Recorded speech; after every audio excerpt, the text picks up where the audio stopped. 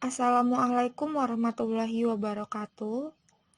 Di sini kami dari kelompok 6 akan mempresentasikan mengenai konsep laba atau income. Sebelumnya, saya akan memperkenalkan kelompok kami yang pertama yaitu Melania Oktaviana, yang kedua yaitu Isomatu Syaada, Muhammad Abdul Aziz, dan Sekarworo Wulandari.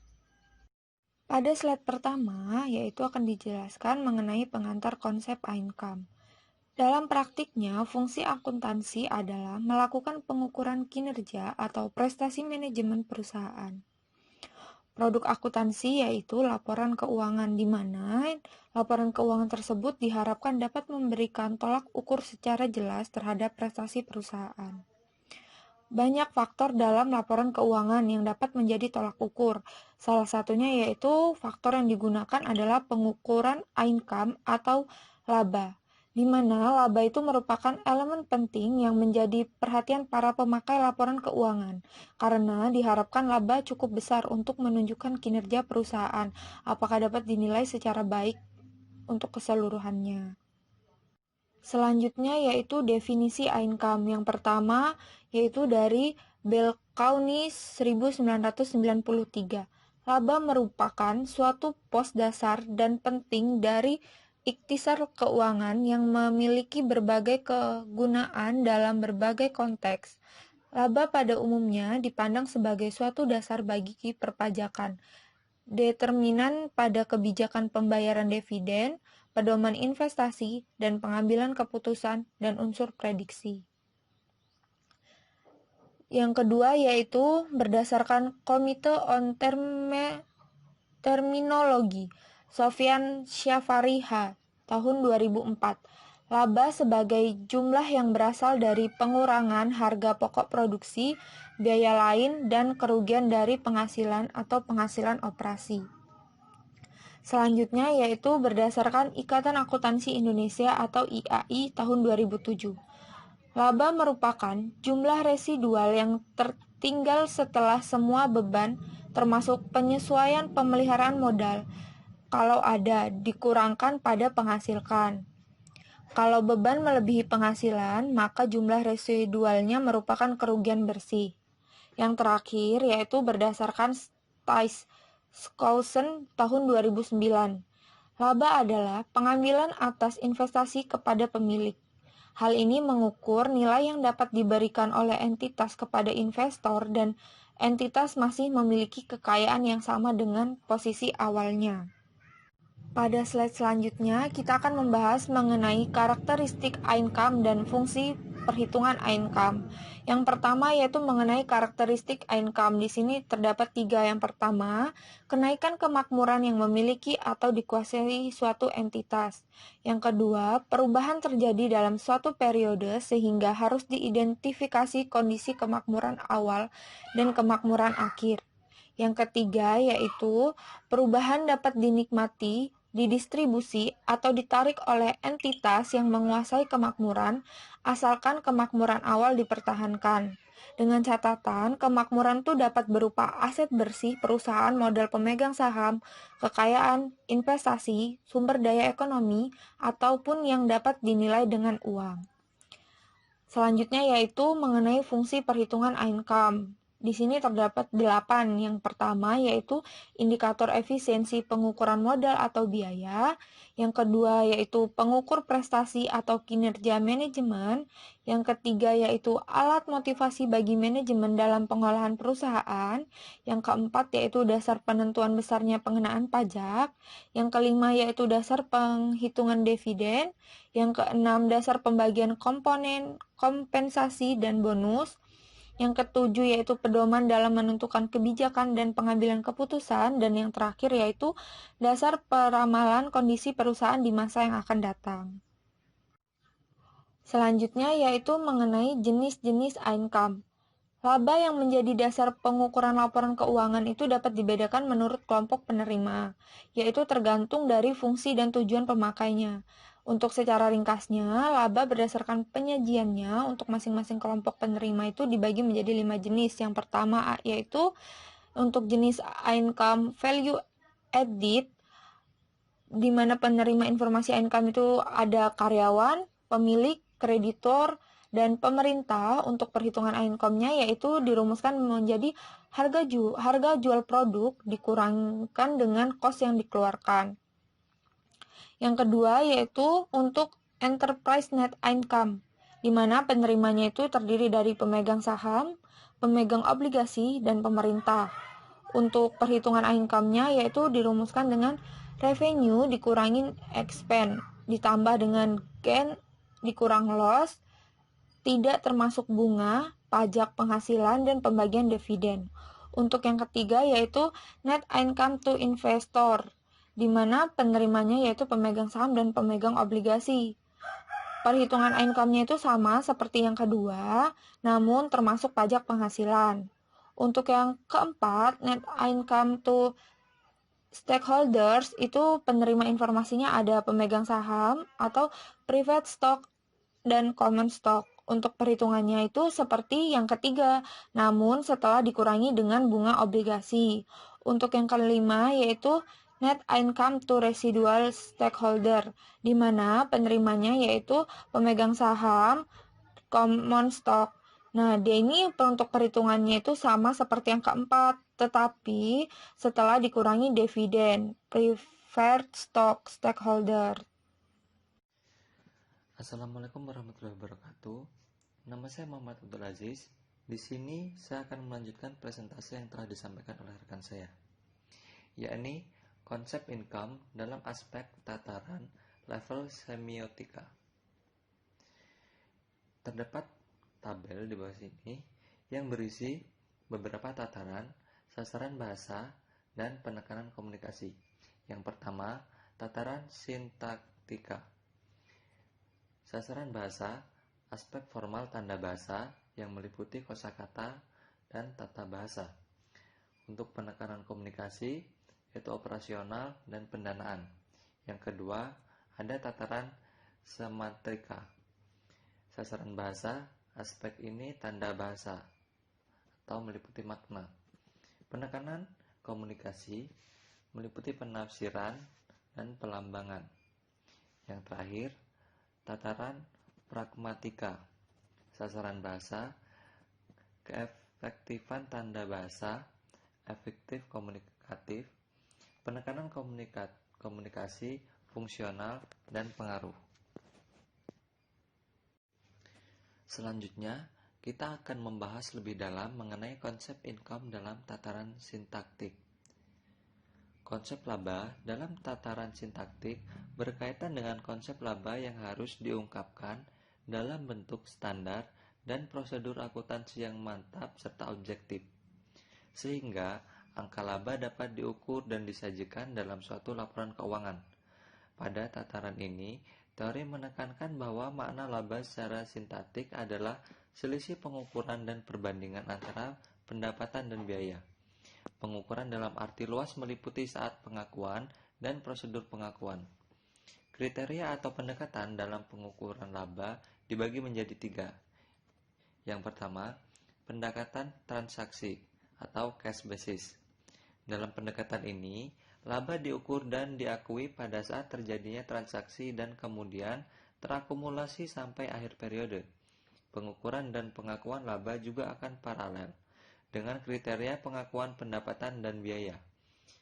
Pengakuan laba atas dasar pendekatan ini sama dengan pengakuan pendekatan atas dasar kriteria terrealisasi dan sama dengan pengakuan biaya atas dasar kriteria konsumsi manfaat.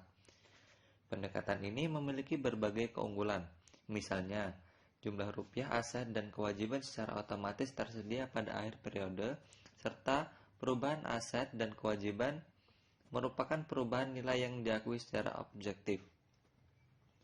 Yang kedua, pendekatan kegiatan atau accrual basis. Dalam pendekatan ini, laba dianggap timbul bersama dengan berlangsungnya kegiatan perusahaan dan bukan sebagai hasil suatu transaksi. Pendekatan ini paralel dengan konsep penghimpunan sebagai basis accrual pendapatan. Dengan konsep ini, laba dapat dinyatakan telah terbentuk bersama dengan dilingkukannya kegiatan operasi perusahaan dalam arti luas, meliputi produksi, penjualan, dan pengumpulan kas. walaupun secara realisasi belum terjadi transaksi secara real. Pendekatan ini memiliki keunggulan dalam membantu manajemen melakukan analisis internal seperti mengukur efisiensi dan profitabilitas setiap kegiatan operasional perusahaan. Dan yang terakhir yaitu pendapatan pertahanan kapital. Dalam konsep pertahanan kapital, laba merupakan konsekuensi dari pengukuran kapital pada dua titik waktu yang berbeda. Dengan konsep ini, elemen laba diukur atas dasar pendekatan aset kewajiban. Dua pendekatan yang dibahas sebelumnya merupakan pendekatan pendapatan biaya dalam pengukuran dan penelitian elemen neraca yang meliputi aset dan kewajiban. Nilai aset dan kewajiban merupakan konsekuensi dari pengukuran pendapatan dan biaya atas dasar konsep perbandingan. Laba berdasarkan pendekatan ini berarti perbedaan nilai kapital pada dua saat yang berbeda atau kenaikan kapital dalam suatu periode. Selanjutnya yaitu konsep income dalam tataran semantik. Konsep laba dalam tataran semantik berkaitan dengan masalah makna yang harus dilekatkan oleh perekayasa laporan pada simbol atau elemen biaya sehingga laba bermanfaat dan bermakna sebagai informasi. Pada tataran ini, teori menekankan makna yang harus dimiliki oleh konsep laba seperti teori tentang aset, realitas, atau kegiatan perusahaan yang diinterpretasikan oleh laba. Laba harus dapat memberikan informasi kepada para pengguna laporan keuangan mengenai berbagai teori, misalnya kenaikan jumlah aset dan efektivitas kegiatan produksi perusahaan. Berbagai implementasi laba dalam tataran semantik yaitu yang pertama, pengukuran kinerja. Laba dapat diinterpretasikan sebagai pengukuran efisiensi bila dihubungkan dengan tingkat investasi karena kedua hal tersebut secara konseptual merupakan suatu hubungan. Dalam pengukuran kinerja, laba dapat mempresentasikan efisiensi kinerja tersebut dengan menentukan ROI atau Return on Investment dan ROA, Return on Asset, sebagai dasar pengukuran efisiensi. Yang kedua, konfirmasi harapan investor. Kondisi pasar yang efisien atau tidak efisien akan sangat mempengaruhi prediksi atau harapan investor mengenai laba yang akan diperoleh, sehingga keputusan yang akan diambil dalam melakukan sebuah investasi juga akan terpengaruh. Hal ini berarti informasi mengenai laba dapat dijadikan sarana untuk pengambilan keputusan investasi yang akan dilakukan. Dan yang terakhir, estimator laba ekonomik. Laba ekonomik adalah laba dari kacamata investor yang digunakan untuk menilai investasi. Penilaian laba ekonomik harus menggunakan informasi yang tersaji dalam pelaporan laba akuntansi, sehingga diharapkan laba akuntansi dapat digunakan sebagai estimasi laba ekonomik. Laporan keuangan diharapkan cukup menyediakan informasi laba dan aliran kas yang layak, serta menyerahkan analisis dan perhitungan laba kepada investor. Selanjutnya, yakni konsep income dalam tataran pragmatika. Konsep laba dalam tataran pragmatik berkaitan dengan pengaruh informasi laba terhadap perubahan perilaku para pemakai laporan keuangan. Pada tataran ini, teori menekan pada pembahasan reaksi pihak yang dituju oleh informasi akuntansi. Bila dikaitkan dengan teori positif normatif, tataran sintaktik dan semantik pada umumnya bersifat normatif, sedangkan teori pragmatif akan lebih bersifat positif. Teori pragmatif juga sering diklasifikasikan sebagai akuntansi keperilakuan atau behavioral accounting karena pokok bahasan pada umumnya adalah perilaku manusia dalam kaitannya dengan informasi. Pendekatan dalam proses penyimpulan yang menghasilkan pernyataan atau tindakan dapat bersifat deduktif maupun induktif. Pendekatan penalaran deduktif adalah proses penyimpulan yang berawal dari suatu pernyataan umum yang disepakati atau premis ke pernyataan khusus sebagai kesimpulan atau konklusi. Lalu, pendekatan penalaran induktif merupakan kebalikan dari penalaran deduktif. Penalaran ini berawal dari suatu pernyataan yang khusus dan berakhir dengan pernyataan umum yang merupakan generalisis dari keadaan khusus tersebut. Selanjutnya, yakni konsep income secara ekonomi dan akuntansi, yang akan dibahas oleh rekan kami, yaitu Isomatu Saada. Konsep income atau sering disebut dengan laba itu terbagi menjadi dua, secara ekonomi dan secara akuntansi. Konsep laba ekonomi itu dapat didefinisikan sebagai peningkatan kekayaan seorang investor dari hasil penanaman modalnya setelah dikurangi seluruh biaya yang berhubungan dengan seluruh penanaman modal tersebut. Adapun sifat-sifat konsep income ekonomi itu terbagi menjadi 3 tahapan. Yang pertama itu physical income, yang kedua itu real income, dan yang ketiga itu money income. Konsep laba ekonomi ini dinyatakan dalam ukuran uang itu yang disebut dengan financial capital dan tenaga beli yang disebut dengan physical capital. Kedua ukuran ini menghasilkan 4 konsep. Dalam ukuran uang atau financial capital itu terbagi menjadi 2, money maintenance, di mana laba menurut konsep ini merupakan perubahan net asset dengan menyesuaikan transaksi modal yang dijabarkan dalam satuan uang. Konsep ini sama dengan akuntansi konvensional. Yang kedua itu general purchasing power, money maintenance, itu laba menurut konsep ini adalah perubahan net asset setelah disesuaikan transaksi modal yang diukur dengan tenaga beli yang sama. Konsep ini sama dengan GPLA atau General Price Level Adjusted Historic Cost Accounting. Dalam ukuran tenaga beli umum atau physical capital itu terbagi menjadi 2, itu di mana productive capacity maintenance, di mana kapasitas produksi diartikan sebagai kapasitas fisik dan kapasitas untuk berproduksi, di mana konsep ini sama dengan current value accounting. Dan yang kedua itu general purchasing power atau productive capacity maintenance, itu kapasitas produksi fisik perusahaan yang diukur dalam unit tenaga beli yang sama, dipertahankan dan dipelihara. Konsep ini sama dengan GPLA atau current value accounting. Yang konsep yang kedua itu konsep laba akuntansi atau accounting income, di mana menurut Belcoy itu laba akuntansi secara operasional didefinisikan sebagai perbedaan antara pendapatan realisasi yang timbul dari transaksi tersebut dan biaya historis yang sepadan dengannya.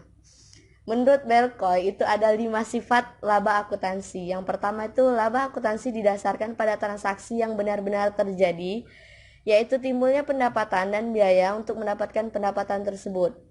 Yang kedua itu laba akuntansi didasarkan pada postulat atau periodik laba, di mana laba merupakan prestasi perusahaan dalam bidang keuangan pada periode tertentu.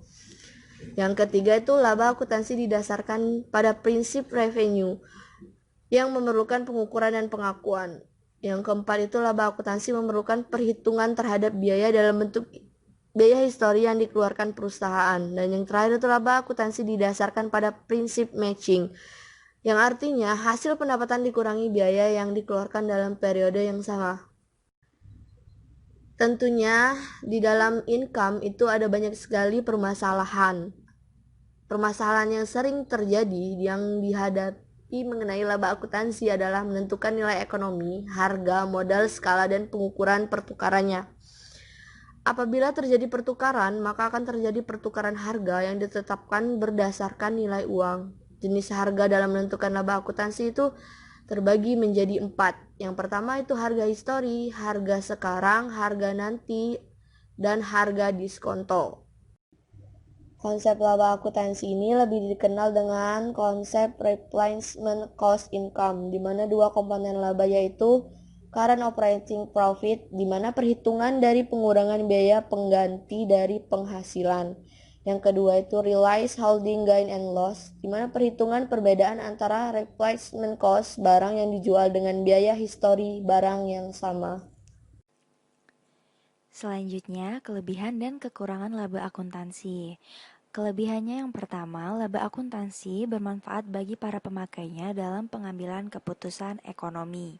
Yang kedua, laba akuntansi yang telah diukur dan dilaporkan secara objektif dapat diuji kebenarannya sebab didasarkan pada transaksi nyata yang didukung oleh bukti. Yang ketiga, berdasarkan prinsip realisasi dalam mengakui pendapatan, laba akuntansi memenuhi dasar konservatisme. Dan yang keempat, laba akuntansi bermanfaat untuk tujuan pengendalian, terutama berkaitan dengan pertanggungjawaban manajemen. Kalau itu tadi kelebihannya, apa sih kekurangannya? Yang pertama, kekurangan dari laba akuntansi yaitu konsepsi laba dianggap belum dirumuskan dengan jelas, belum ada landasan teoritis jangka panjang dalam pelaporan laba akuntansi tersebut. Yang kedua, Generally Accepted Accounting Principle atau GAAP masih memungkinkan dan membolehkan perhitungan laba atas penerapan metode dan teknik akuntansi yang tidak konsisten. Yang ketiga, laba akuntansi yang didasarkan pada konsep historical cost menjadi kurang bermakna apabila pengaruh perubahan harga diperhitungkan dalam penentuan angka laba tersebut. Dan yang keempat, laba akuntansi hanya laba di atas kertas saja karena angka laba yang tinggi belum tentu menggambarkan kemampuan likuiditas perusahaan atau menggambarkan kemampuan dalam memberikan cash dividend. Kalau sebelumnya saya sudah menjelaskan apa sih kekurangan dari laba akuntansi, kali ini kita sama-sama melihat bagaimana cara atau upaya yang dapat dilakukan untuk mengatasi kelemahan dari konsepsi laba tersebut. Yang pertama, berusaha memperbaiki laporan laba akuntansi dengan memberikan tekanan pada data transaksi dan aktualisasi secara lebih mendalam. Yang kedua, sebaiknya ada konsep laba yang tunggal dan operasional yang dapat digunakan sebagai indikator kemampuan perusahaan untuk membayar dividen. Yang ketiga, membuat konsep tunggal mengenai laba yang lebih sesuai dengan apa yang disebut konsep laba secara ekonomi. Dan yang keempat, seharusnya ada berbagai konsep laba untuk berbagai kepentingan atau different income for different purposes. Perbandingan antara laba akuntansi dan laba ekonomi. Berdasarkan aspek pembeda satu, sudut pandang pemaknaan. Laba akuntansi yaitu perekayasaan akuntansi, penyusunan standar, dan penyusun statement keuangan, sedangkan laba ekonomi pemegang saham. Yang kedua yaitu dasar pengukuran. Jika laba akuntansi menggunakan dasar biaya historis atau historical cost, sedangkan laba ekonomi biaya kesempatan dan nilai pasar. Aspek yang ketiga yaitu pengertian ekonomik. Di laba akuntansi kelayakan jangka panjang, sedangkan di laba ekonomi itu penilaian jangka pendek. Aspek keempat yaitu makna depresiasi. Dalam laba akuntansi yaitu alokasi biaya, sedangkan dalam laba ekonomi yaitu penurunan nilai ekonomis. Aspek pembeda kelima yaitu unit pengukur. Laba akuntansi yaitu nominal rupiah, sedangkan laba ekonomi berupa daya beli.